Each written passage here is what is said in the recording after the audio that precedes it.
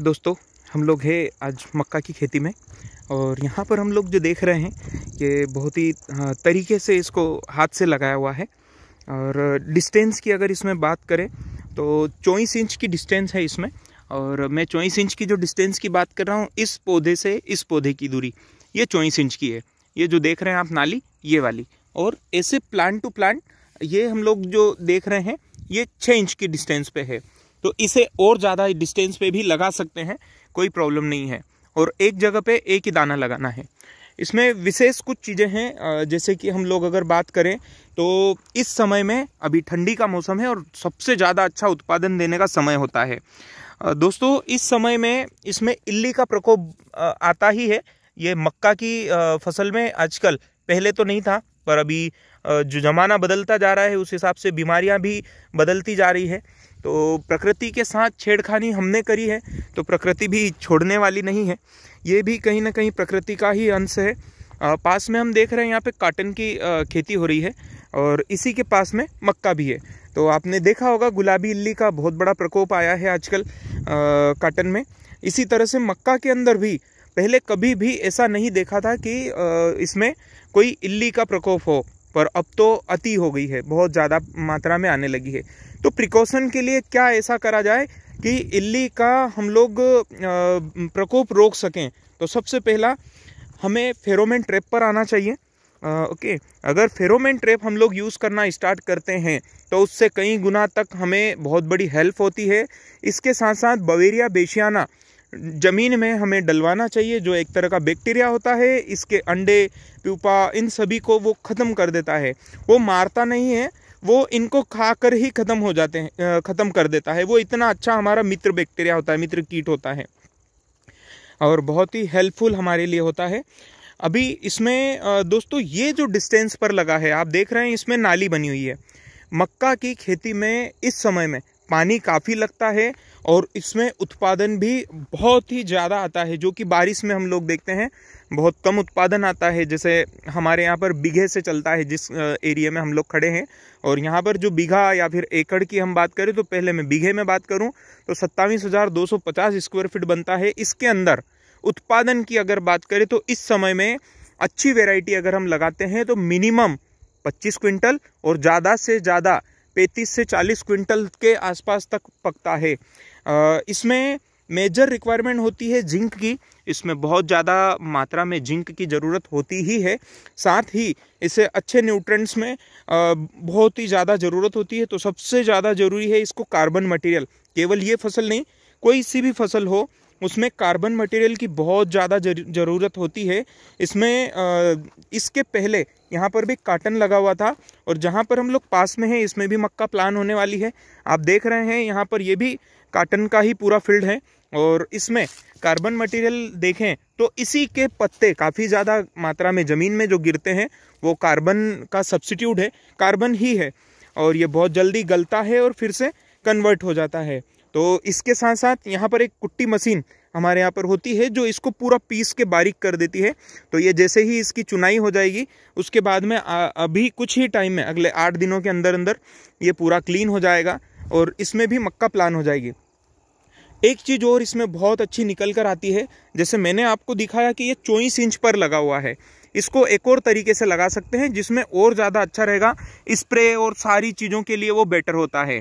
तो यहाँ पर 48 इंच के ऊपर अगर हम डिस्टेंस बना देते हैं और 48 इंच के डिस्टेंस पे इसमें पास में इस तरह से 2 लाइन लगा देते हैं, मतलब 18 इंच या 20 इंच के आसपास, और बाकी एक बड़ी सी नाली बना देते हैं।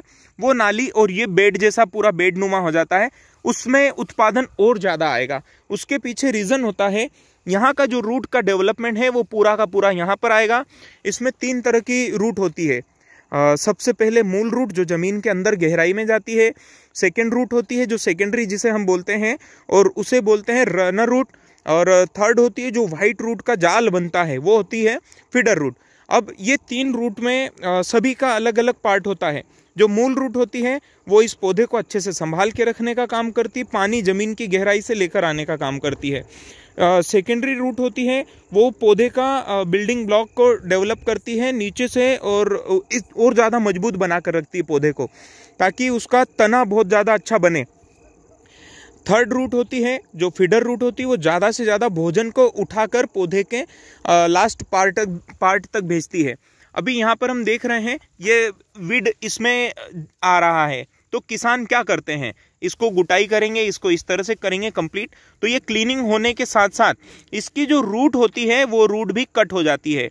तो कोशिश करना है इस पे, अगर कचरे की मल्चिंग हम कर सकते हैं तो बहुत ज़्यादा अच्छा है। उसकी वजह से यहाँ पर किसी भी तरह से वीड नहीं आएंगे, और वीड नहीं आएंगे तो हम लोग इसकी गुटाई नहीं करेंगे, जिसकी वजह से रनर फीडर दोनों रूट ब्रेक नहीं होगी और पौधा बिल्कुल भी चोक नहीं होगा, और उत्पादन जो हम लोग सोचते हैं उससे प्लस ही आएगा, ये भी पक्का है। अभी हम बाई प्रैक्टिकली कुछ जगह पर ये करने वाले हैं, और वहाँ पर भी हम आपको दिखाएंगे कि किस तरह से हम उससे बेस्ट ले सकते हैं। जैसे आपने देखा होगा सिंथेटिक मल्चिंग आती है, मल्चिंग की अगर बात करें तो एक पेपर वाली मल्चिंग, उससे ढांक देने के बाद ज़मीन से वीड बाहर नहीं आता है और वो बहुत हेल्पफुल होता है। तो यहाँ पर भी मैं आपको दिखाऊंगा कुछ ही समय में कि उसका कितना बड़ा हेल्प हो सकता है उससे। तो दोस्तों कोशिश करें वीड को रोकने का, और साथ साथ एक और चीज़ इसमें जो बताना था, जैसे इसका भोजन मैंने एक तो बताया कि सबसे मेन इसमें जिंक की बहुत रिक्वायरमेंट होती है। सेकंड अगर बात करें तो जिंक के साथ साथ इसके अंदर डीएपी जो फास्फोरस आता है, फास्फोरस, पोटेस और कुछ माइक्रोन्यूट्रेंट होते हैं, जिनकी अगर हम पूर्ति करते हैं तो ये बहुत अच्छे से उत्पादन देते हैं। साथ ही दोस्तों ये फर्टिगेशन तो सब करते हैं किसान, पर फर्टिगेशन के साथ साथ एक बड़ी सी समस्या कौन सी है, फर्टिगेशन करते कब हैं। फर्टिगेशन का जो रोल है वो होता है किसान, डीएपी जो होता है फास्फोरस, वो आज अगर आप डालते हैं तो 25 दिन के बाद वो लगना स्टार्ट होता है, और स्लोली 90 दिनों तक लगता है। तो लोग डालते हैं 20 दिन 25 दिन की क्रॉस होने के बाद।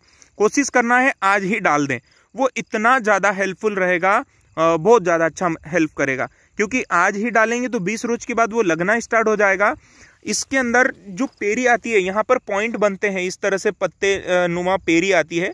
वो पेरी जब आने लगती है उस समय में उसे सबसे ज़्यादा भोजन की ज़रूरत होती है।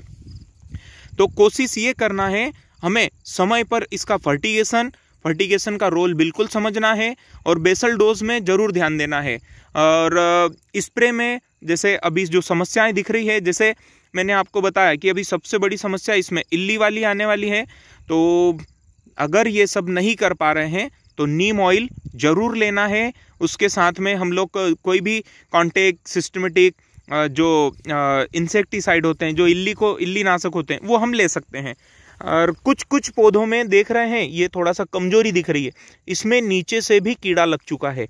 कोशिश करें, मैंने जो आपको बताया बवेरिया बेसियाना जरूर डाल दीजिए, आपको बहुत बड़ी हेल्प होगी। इसके साथ साथ अगर मित्र बैक्टीरिया में और गहराई में जाना हो तो इसमें पीएसबी, केएसबी और इसके बाद आप ले सकते हैं ZSB, जो जिंक के बैक्टीरिया होते हैं, और ये सारे बहुत हेल्पफुल होते हैं। इनको करना स्टार्ट कर लिया अगर, तो ये वाकई में हम लोग और अच्छी फसल ले सकते हैं, साथ ही ये ज़मीन और अच्छी बन सकती है। तो कोशिश करना है दोस्तों, ये माँ धरती है जो हमें देने के लिए रेडी है, पर हम लोग उस माँ धरती को क्या दे रहे हैं, अब ये हमें समझना होगा। तो दोस्तों धन्यवाद। अगर आपको हमारी ये जानकारियाँ अच्छी लग रही है तो आप और अपने दोस्तों तक इसे भेजिएगा, और हमारे चैनल को सब्सक्राइब जरूर कीजिएगा, बेल आइकन जरूर प्रेस करिएगा, और अच्छा लगे तो लाइक भी जरूर कीजिएगा, और कमेंट्स में हमें ज़रूर बताइएगा हमारे वीडियो में जो जानकारियां हम दे रहे हैं अच्छी लगी, गलत लगी या जो भी हो, तो उससे हमें भी सजेशन मिलेगा, और हम और क्या बेस्ट उसमें कर सकते हैं और क्या सुधार कर सकते हैं, हम उसके लिए भी रेडी रहेंगे। तो धन्यवाद दोस्तों।